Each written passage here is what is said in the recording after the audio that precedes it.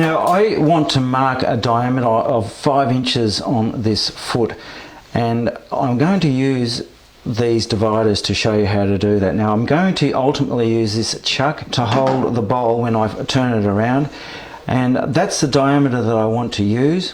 That's 5 inches, and I want to mark that 5 inches onto this foot. To do this, I've got to have my tool rest almost at halfway. Now there is my halfway point just there. I'm pretty sure that's pretty close to being the center of my bowl just there. I'm going to use these dividers with the lathe going. And what I'm going to do is contact the left hand point, this point of the divider, onto my timber. Only the left hand point. If I contact my right hand point, the rotation of the wood is going to flip it up there like so. What I'm going to initially do is make a mark inside where I think I need to, and gradually move out until I get a groove established that this left hand point slots into, obviously, but also this right hand point. Now this will mark the diameter. If I do that, this will mark the diameter nice and accurately, so long as the imaginary line between this point and this point goes through the center. So I'll turn the lathe on and I'll show you what I mean. Speed the lathe up. Now I'm going to start well inside where I think I need to be and make a mark.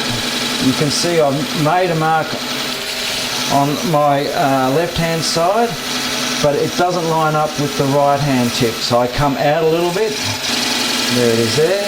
And you can see it still doesn't line up with the right hand tip. So I come in a little bit more. And now I'm getting very close. You can see that it's very close but not quite there. So I just kind of got to come out just marginally, and make another groove. There it is there. And you can see that the right hand tip lines up with that groove that I just made.